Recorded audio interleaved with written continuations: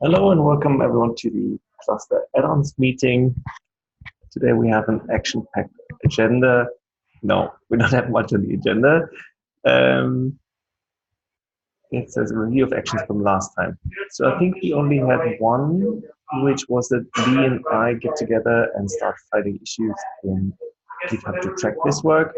I'm going to add a link to the document. We'll also get a project board set up so that should make it easy to spot where we are and what's going to happen next.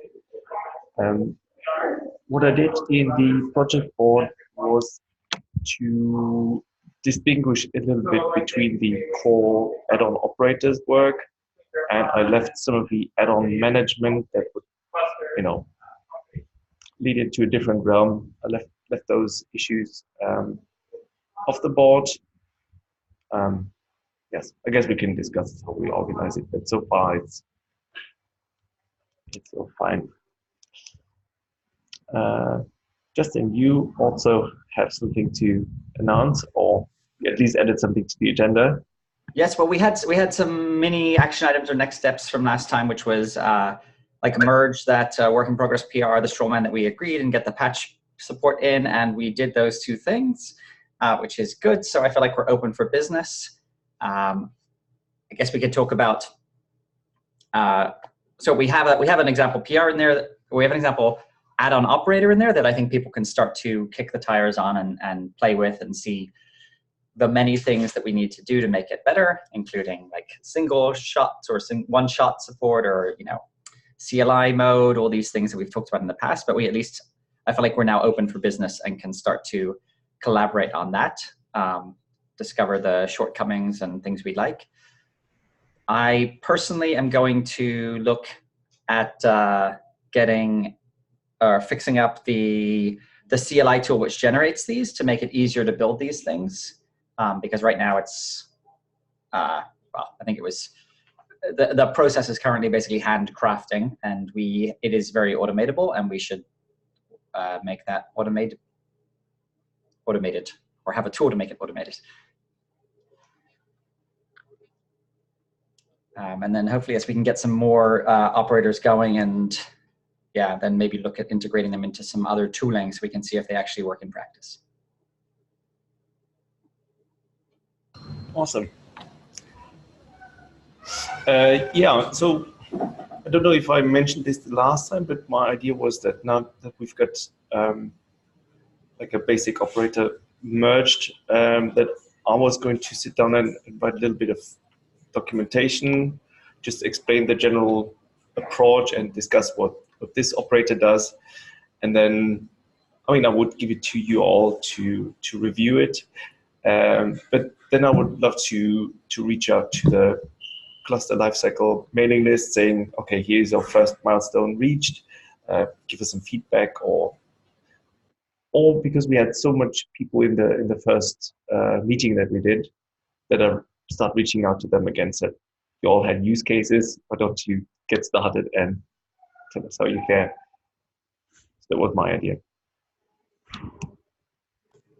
I think that sounds great. I propose, excuse me, when we get to the docs, that we merge it ASAP and let people send PRs to fix it. That seems to work better than the endless comments and you must like copy and paste the suggested fix into your, that seems to be PRs. So maybe one round and then we merge it and let people fix all stuff. Yes. I'm also wondering, after all the discussions we've had in the past weeks, do we need to update the cap? And I don't know what the process is there. I don't know that the cap yet differs that much. The cap was very exploratory, and we have an exploratory thing that more or less follows the same ideas, but I certainly think we will want to update that cap as we hopefully build more stuff in there and discover more things that we like or don't like. Like breaking changes, yes. Yeah. Yeah, I would say that the next important cap would just be the packaging installer proposal. to actually build something into kubeadm to install these things, and to have an example of that in the add-ons repo, if everyone agrees. Yeah, I think that'd be good. I don't know if you were. I proposed that I would work on next on the tooling to actually generate to generate an add-on operator. That sounds great. Yeah. We have a pattern flag for Kube Builder, so I guess I will look at whether we do that or whether we have a different tool or whatever it is. Yeah, even if you like have something hacky, if you just like write up a README and like check it in, then I can go and try it out and then like, yeah, do stuff. Cool, thank you. And then, sorry guys, I missed the last one. I'm curious, Justin, what were the unique things that you had to do to make it an add-on operator versus just what Kube Builder generates?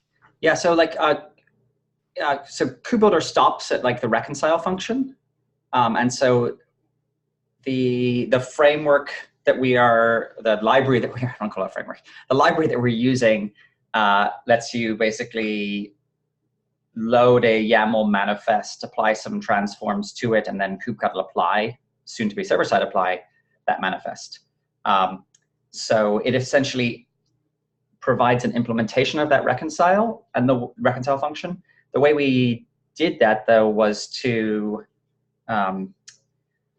have a type where we basically had like a more opinionated implementation. So we basically replaced a lot of the functions with a more declarative implementation that's based on like a sequence of this idea of the sequence of transforms, basically. So it's basically a different controller implementation file. in practice, I'd be kind of interested to see how it differs from the Ansible generated, like shelling out to Ansible from the operator framework. Kind of just see how they feel. Right. Yeah, it's interesting to think that like maybe so we are transforming Kubernetes YAML. Could we do Ansible? Could we do Terraform? Could we do like other things? I don't know if Ansible is, sorry, I don't know if Terraform is not strictly speaking YAML, so that might be a bit of a pain, but it'd be interesting to see whether we could do other things. Do all of those things with JK. What's JK? JK is like node for configuration. It is essentially a Go program that embeds V8, and you can pass it a JavaScript or TypeScript file and generate some config. Something that our team been working on. We kind of soft-launched it so far. Is it? You want to pop a link in the?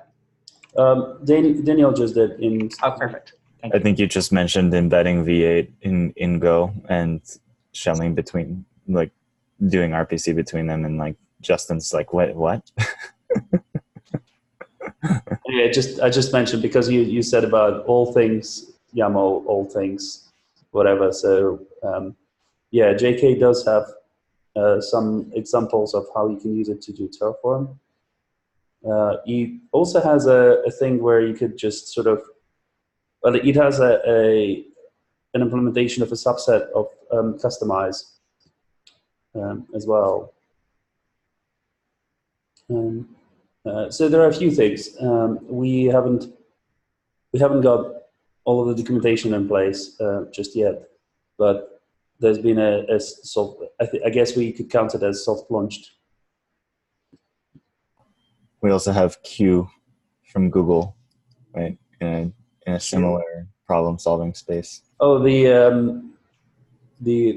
other thing, yes. Yeah, I never quite figured out. I haven't had the time to figure it out.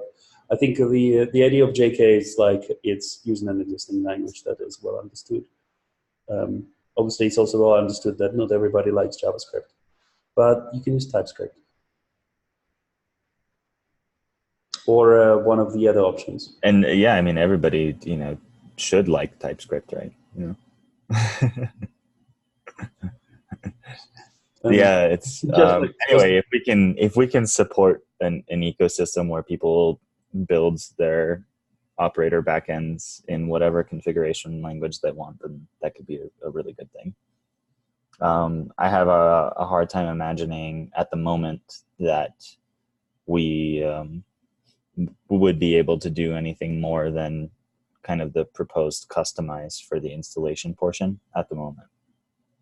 Unless we can figure out how to get people to, I don't know, we might have to, it's hard to think of like a generic packaging format that isn't as complicated, you know, and as maybe, you know, comes with like the security trade-offs as something like whatever, what is it called? the thing that we OCI? built around Helm, beyond OCI. Yeah. CNAB? CNAB, yeah. It's just, exactly, right. It's just a lot.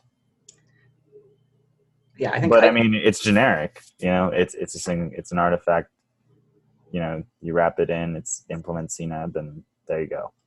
But, yeah. All of this space, there's so many opportunities, so I feel like we should do small steps that when we need them type thing. Yeah. I was more just, I got excited by the idea of like, what if we could do Ansible? But yes, we should wait until we need to do Ansible, or if someone wants to do Ansible, then they can contribute it, but yes. So the only reason I brought that up is because it's one of the things that operator framework supports. So you can already generate operators from Ansible playbooks, and it's apparently you're supposed to be able to get pretty sophisticated behavior. I imagine probably just using the Kubernetes Ansible libraries. And then you could even tie in other stuff there, like EC2 VMs or something. I don't know, kind of neat. We have an operator that controls GCP resources along with Kubernetes stuff at the same time, written in YAML mostly, but running on Python, orchestrated by Golang with API machinery. I think the lack of TypeScript should totally rule that out. Well, I'm sure we could just have a TypeScript shim, right? Mm-hmm. Okay. I think, yes, I'm gonna continue on the simplest thing that I need. As it were. Yeah, it does beg the question, though. It kind of sounds to me a little bit like operator framework could be a great home for a lot of these kind of userland like guided implementations. Not that, like, it could be a higher order home for the KubeBuilder declarative pattern, right? It can be. I think we should. I'm happy to have that discussion. We also, I want to stay away from like too much of the org politics around, like, you know, where code lives and all this sort of stuff. I feel like we have an answer right now, and I am wary of broadening that without unless there's some reason to, and I'm open to any suggestions as to why we should do that. But otherwise, it's easy to, like, I think we found out that like Kubernetes SIGs is a different org from Kubernetes, and you can apply to them separately. And I was like, why is that the case? So there's enough before we even bring in other orgs. Yeah. Friction. I don't like friction.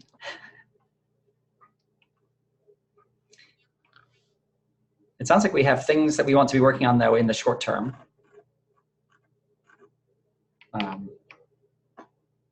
Which I think is good. I think, you know, I think there is so much in this space that if everyone picks something they want to work on and does small things that advance us in their direction, then we will find where these things fit in, right? So if someone from Operator Framework wants to work on like how that would look, then that's wonderful, right?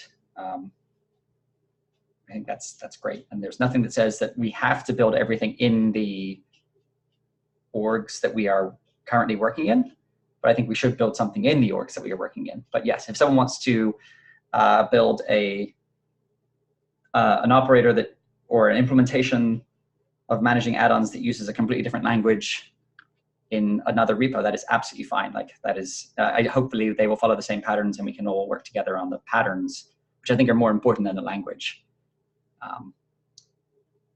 But yeah, I feel like we should probably build our primary, the implementation that we collaborate on in the Kubernetes repos should probably exist and should probably be anchored in Go, even if it then spawns other things.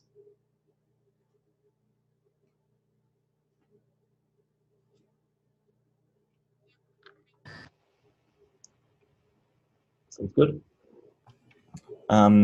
Justin, what's the release cycle looking like for COPS at the moment? I know things have been pretty business as usual there. We are, yeah, I think we're almost caught up. We might do an alpha of what was just released, 115. So we might do an alpha of 115 pretty soon. We are, so are you saying, you're basically asking like, when could we get this into yeah, COPS? I'm wondering if it'd be reasonable, right, to get it in before, say, KubeCon. Yes, it would be. It might not be released, but we absolutely could have it in the master branch. I think the one which I've been eyeing is the node local DNS agent. Yep. Because I don't think anyone yet installs it, and it's pretty useful, and it's a little non-trivial in that it's a daemon set, it has like some IP table stuff going on, but it also doesn't have any external, like it doesn't have any AWS firewall rules, for example.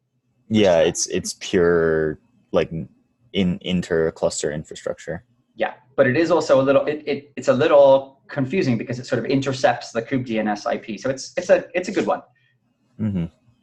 Or you can set the kubelet. So it's non-trivial and it's a good one. Yeah, that's important in AWS environment at scale, right?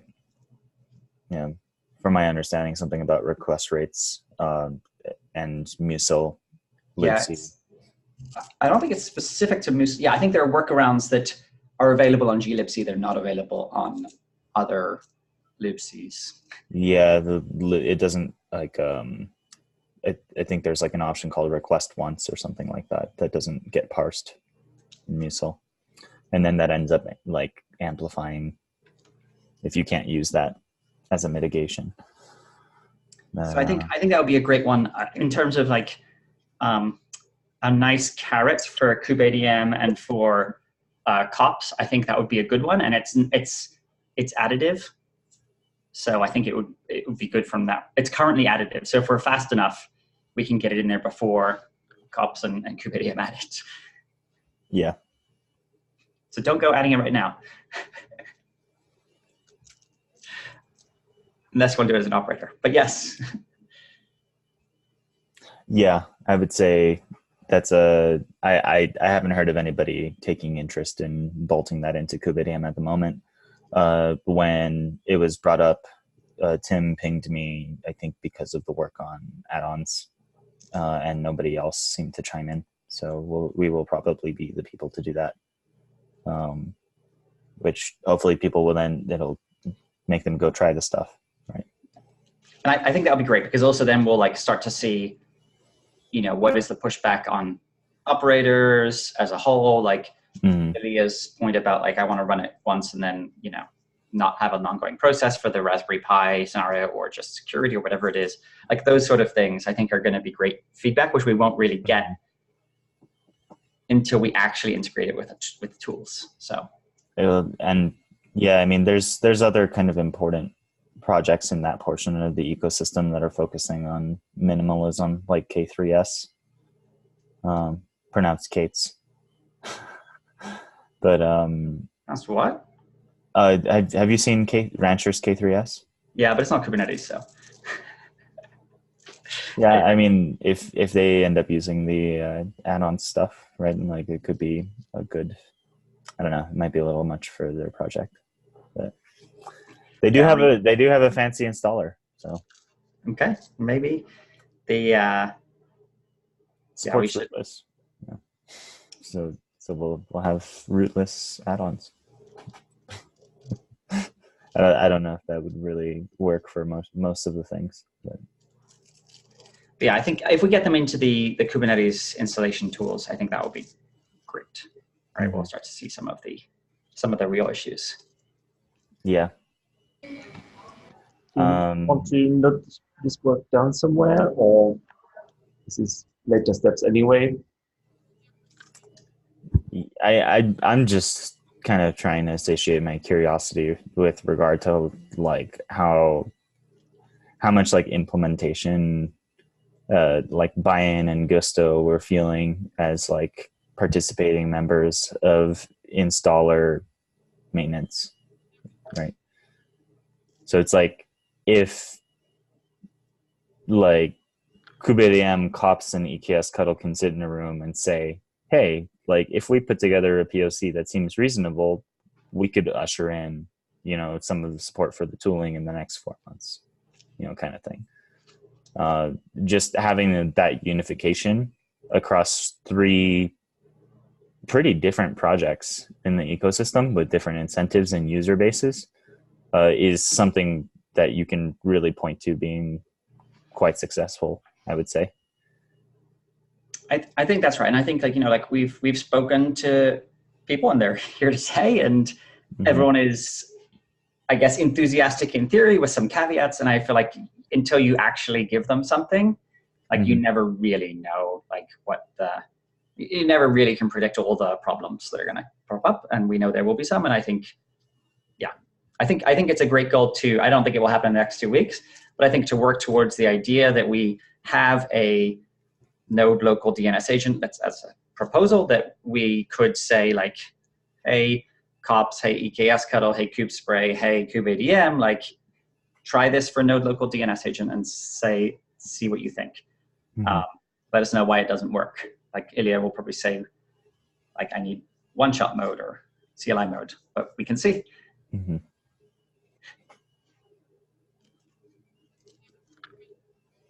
could even preemptively build that, but then what would Ilya complain about? So, you know. Okay.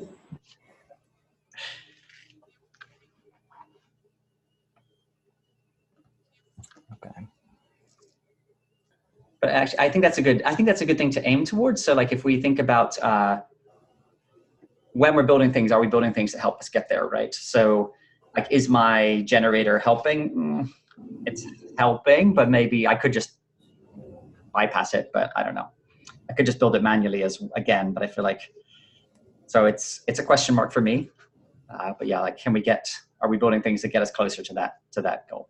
Yeah, for me, when I hear you talking about tooling to generate operators, I'm hearing like Helm init, right? Or sorry, Helm generate. Right? It's much more like, I'm not as familiar with Helm init. It's much more like a kube builder create API.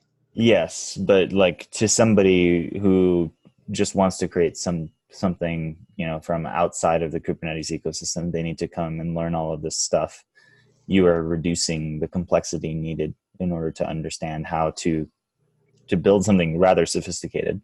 Oh, I thought you were saying this is a positive. I thought you were saying it as a negative when you made the association. I think you raised. Oh no, I have a lot of strong, opinions about what's objectively wrong with the current Helm ecosystem, and a lot of that's being fixed. But in general, the project it's just very good for users. Cool. So yeah, if we can do things that feel like Helm for people, then that is good. And I think you raised an interesting idea, which is, like, can we actually build like a generic, I think you raised this, like, can we build a generic operator such that like users don't even have to do that? I think that's interesting, and we'll see whether we can get there. Like if they structure things in a certain way that follow a common path. I think this is like the kube builder pattern that you were talking about. Like, and they, for people whose use cases are covered by kube builder, can we give them an operator where they don't even have to do anything, or they don't have to compile anything, and but they still have a grow up ramp or an off ramp, so that when they do have the complicated use case, they are not. They can start modifying the code and just fork it a little bit. Yeah, then maybe they generate it at that point. That's going to be my question is, are they going to get stuck? How do they get out? I think that's inevitably they have something that they have to do that's complicated. So yeah, I would hope the migration path would be, when you grow up, when you grow past that, that's when you have to generate it, and you get ideally to the same point. You generate and you get to the same point. This is very hypothetical. You get to the same point as the generic operator that you were using before, and like then the point. Yeah. Mm-hmm. That makes a lot of sense to me. When I'm waving my hands, everything works great, right? To Jessica's question about like what do you do so that they don't get stuck? Like for me, that's always been make sure it's really well documented and write tools so that people can run commands to make things happen, so that they don't have to be educated in Go modules and Git and like the details of KubeBuilder. Yeah, I was actually talking about a different kind of stuck in a framework that doesn't give them the flexibility they need in the long term. Is what I was Okay, so you're just talking about the technical possibility of people being able to go beyond. Yeah. Okay. Dustin answered it. Yeah, that's definitely something Justin answered. So just on the general thread of having tools be able to commonly use these add-on operators, I guess something that's on my mind, and how we've done things in OpenShift, is it's great if you can install the operator, but how do you get the feedback back out of the operator to know what it's done, and is it happy, and is the operand it's controlling actually happy, and all of those things. So are we going to at some point talk about what that API construct might be, so that there's a common way for the tools to check in on the operators that they've deployed or are wanting to update or whatever? Is that something that's on the roadmap somewhere? I think that's definitely in scope. Yeah, I have a bit of a thought experiment, which is maybe we shouldn't be exposing like by proxy the status field of everything that's handled via the operator, because if that gives you like read access to the CRD, it's technically giving you read access to everything that it controls, which somebody might not want, because like it's making a RBAC tunnel. What if we had like a kubectl plugin and did it client side? Can I maybe talk about the abstraction that we did? Yes. Yeah. So the individual operators have their CRs. Yeah. That are for their configuration, and they can have very detailed status on those things. But then we have a higher level abstraction that we call a cluster operator resource. And that's a common resource that for every one of our operators that we put down on the cluster, it creates an instance of this. And it's a very simple contract that just says, am I available? Am I degraded? What version level am I on? Really high level stuff that can give higher order tooling the ability to then coordinate rollout of those things. So it's not the deeply detailed status you would find on the CR, but it's enough for the processes, the automation to work off of. I like that because it's so I like that a lot. I think we should have standard fields. I think the two alternatives that I'm aware of are to do what you described, we have a new CR, or to do sort of duck typing, where you say all the CRs should implement a standard set of fields. I like what you did because it supports discovery. It makes discovery easier, right? You can just look for all the, yeah. I feel like we should write a book about like Kubernetes design patterns, like the design patterns Gang of Four book that we update for the modern era, the cloud native era. But yeah, I think either one of those patterns seem reasonable to me. I feel like the devil is going to be in the details in terms of like what Lee was talking about in terms of like which is better in terms of RBAC and in terms of discovery and all these things. I'm honestly, I'm easy either way. I think we can probably figure it out together. I like the idea of exposing it as a consistent resource.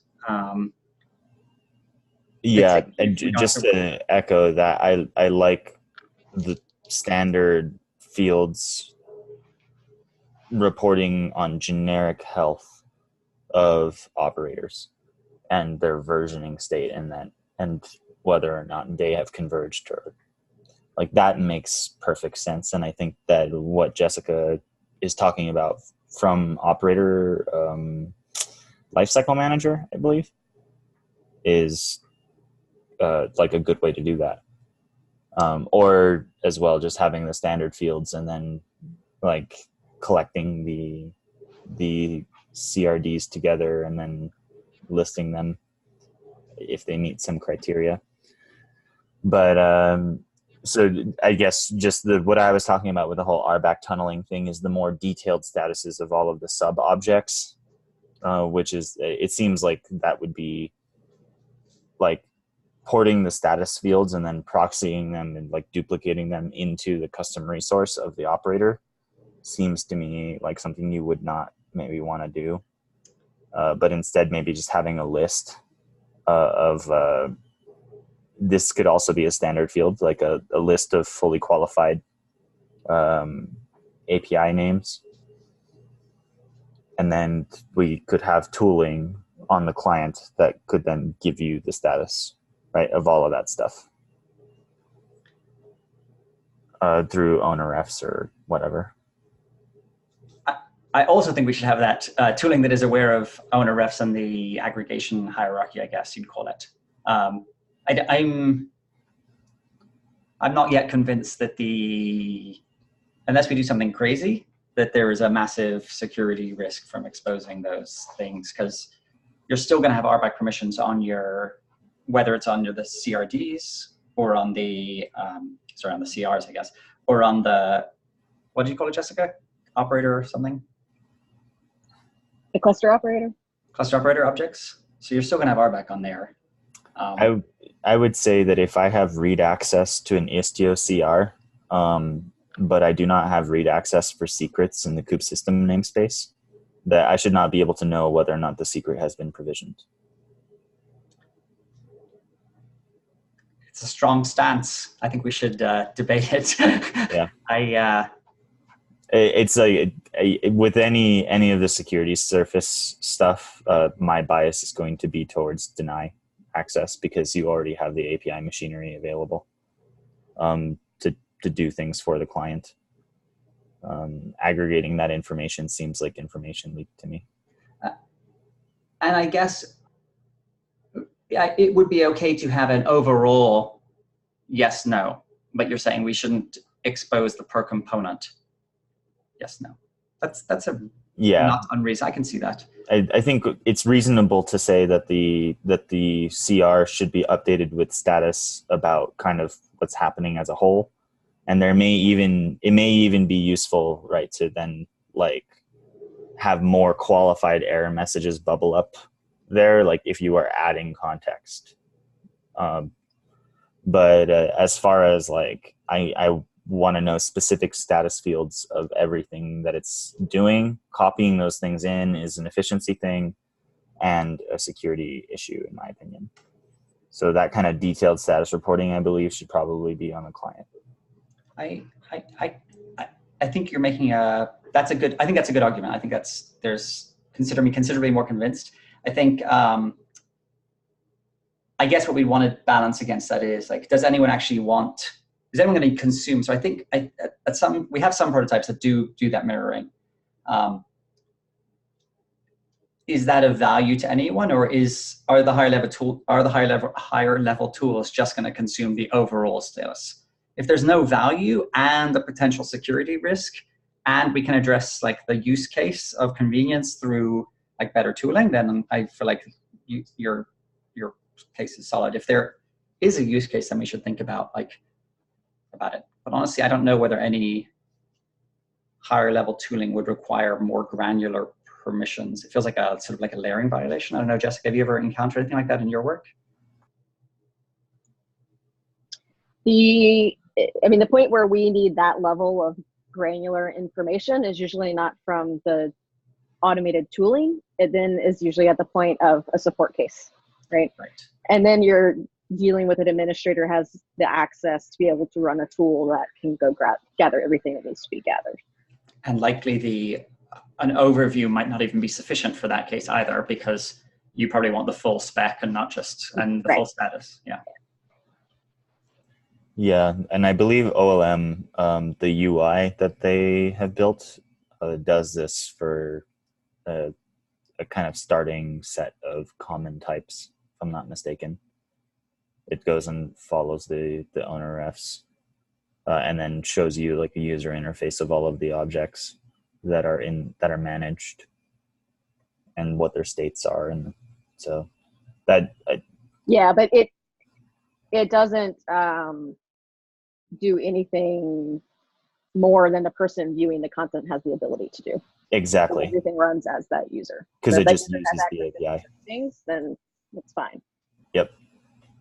Which that sounds like the approach that I would prefer from a security perspective, because it leverages Kubernetes machinery.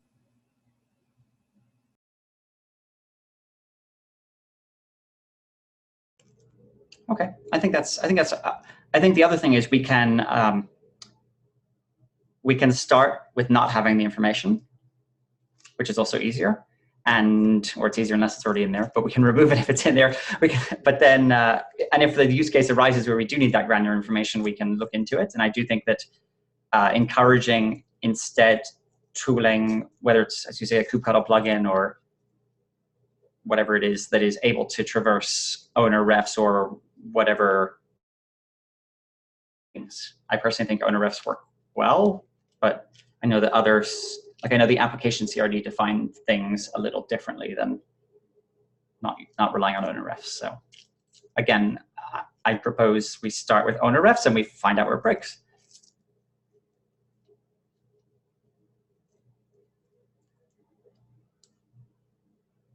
I'm just going to take notes on all of these bits that we've chatted about. Sounds great.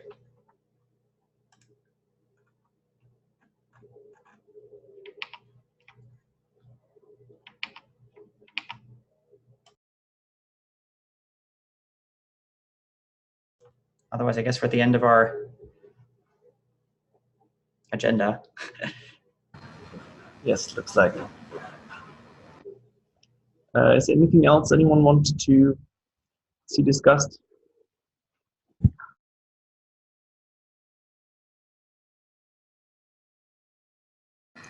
All right, looks like we're good. Then see you again. See you soon. Wonderful. See you in 2 weeks.